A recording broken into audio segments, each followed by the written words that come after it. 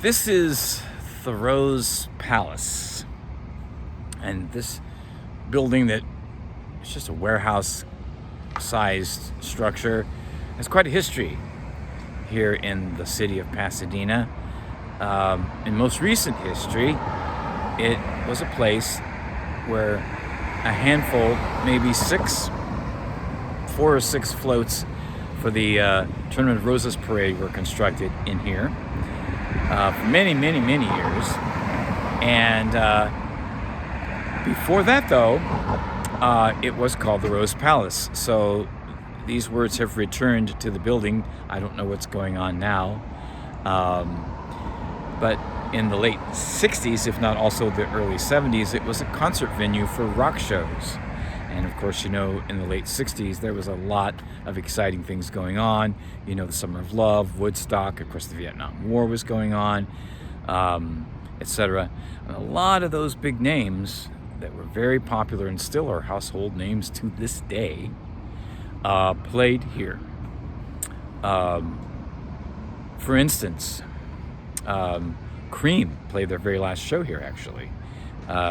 And that, of course, Ginger Baker, Jack Bruce, and Eric Clapton. In the sunshine of your love. Joe Cocker played here. Creedence Clearwater Revival. It ain't me, I ain't no billionaire son, no. It ain't me, I ain't no fortunate one. Who'll stop the rain?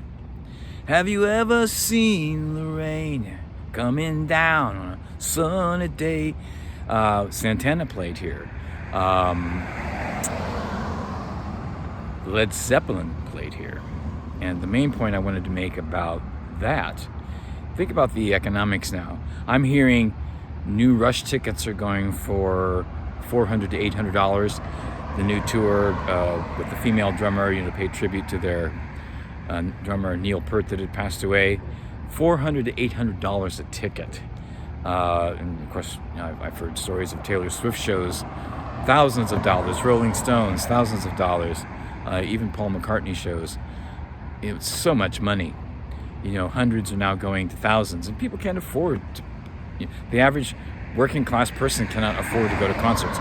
When I was a kid, you could see Queen for $7. You could see Eric Clapton for $7. You could see Cheap Trick or Jethro Tull, Bob Dylan, David Bowie for a fraction of what tickets cost now. And so it's outrageous to think of, how the economics have changed so much. There's such a wide gap now between the people at the top and most of the working class, in the bottom 50%. And statistics show that it's just outrageously different now. And the tickets for Led Zeppelin in 1969 were $3. $3, right? And they were becoming very popular at that point. $3 to see Led Zeppelin right here in 1969. So yes, we need a government of action for the working families, the working people, so that we can also allow everyone to enjoy the arts and culture and not have to just be working 2 and 3 jobs just to keep their heads above water and put food on the table. It's so necessary right now that we wake up and we need a movement to demand something better. Because why not? Why not have a new Renaissance? That involves not only music and the arts, but all aspects of culture, as well as economics and a better quality of life, a rich spiritual life, right? We all deserve to partake in the abundance that actually exists for everyone. Have a great day. I got inspired to pull out my concert tickets here. See, I have a whole box, with all kinds of stuff. And I could make so many blogs just out of information that as well as ticket stubs that I collected there. But I wanted to I picked some out and specifically just to, just for a little fun here to show you also the ticket prices. Like, for instance, this is my very first, I guess you would say, secular rock concert. It's Jethro Tull is in Tulsa, Oklahoma. Look how much I paid, $6.75. It's in 1976 in the summertime. Here's Queen. This was their the tour that had two number ones, on the same album, in Oklahoma City. And I met Brian May after the show and talked to him, and I have other stories about that too. Look at the price, $9. This would have been 1980. And speaking of Rush, which the current tickets are going for $400 to $800. This one was $10. $10. I think in 1980 also. And here's Yes for $850. That was in 1980 in Tulsa, Oklahoma. Here's this concert was such a spiritual experience for me in the summer of 1977. Going for the one tour, the song "Awaken" to this day, it just wow, it's such a spiritual experience for me. It makes me speechless. It's so beautiful. 1977. That same year, I saw Emerson, Lake and Palmer with an orchestra, and you can barely see the price there, but $7. Emerson, Lake and Palmer with an orchestra in Indianapolis, Market Square Arena.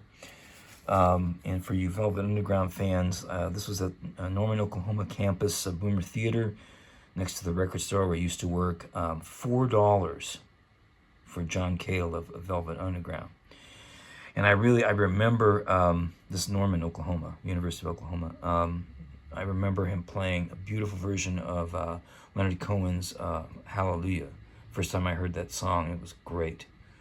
And also Boomer Theater, Talking Heads, $750. That was Fear of Music tour. Also at the Boomer Theater, Iggy Pop. I was on second row, $750. Boy, that was an experience. I could give you some more stories, but not here. Not right now. Kansas, $5 at the Indiana State Fair. That was, I think, the Point of No Return tour, $5.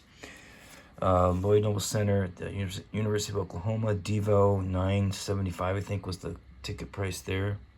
And Electric Light Orchestra, Market Square Arena, that price was $8.50. That's also Indianapolis.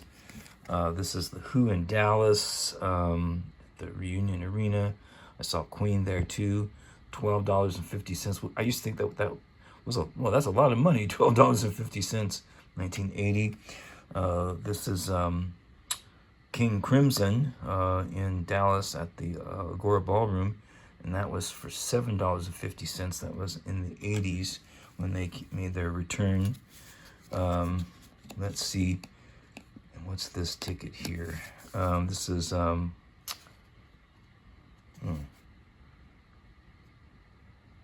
Blue Oyster Cult, $7.75 at Lloyd Noble Center. I was going to the University of Oklahoma. Just to give you an example of what ticket prices were, and those are the average prices.